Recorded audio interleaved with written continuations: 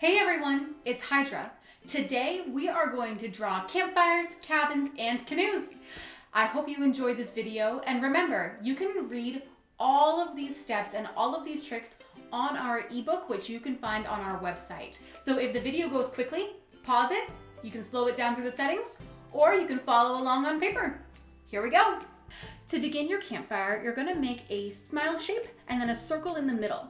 All the other circles you draw will go behind. They're not total circles, they're only half circles mostly. Then I'm gonna add some rectangles for my logs, but all of my edges are gonna be curved, and at least one of them should have a circle. Once I've done my logs, I'm just gonna add a teardrop kind of shape for my flame.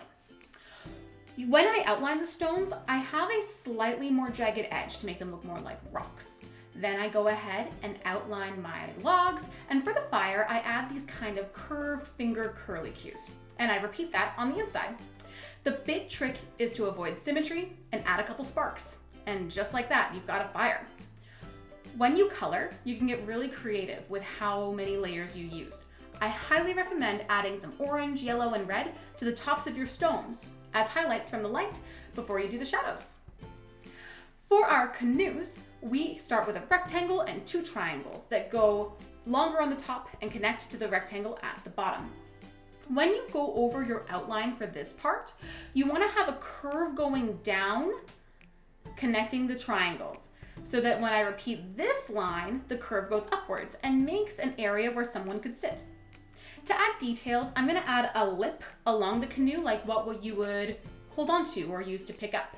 I'm going to erase a little bit in the middle, and then I'll add some bolts, and just like that, you have a pretty good looking canoe. When I color something in the water, I put some water in front and some water behind. I'll use a clean red and then a darker one for shadows. Just as a bonus, I'm going to give you a speed drawing here of a little raccoon I added to my canoe. You can add your dog, a person, anybody, but you can just get creative. And that's pretty much how the scene will look. For the cabins, you use a square and a triangle, like a typical house drawing. Then I add a line down the middle as a guide and a long rectangle beneath the square that goes past the edges that I connect with two diagonal lines. This is your porch. You're gonna go ahead and outline everything just like you would expect to, just use black. When it comes to the porch though, we're gonna add a ramp. So you wanna add two diagonal lines coming a little bit closer to you, then a straight line across, and ta-da! You've got the basic parts of your cabin.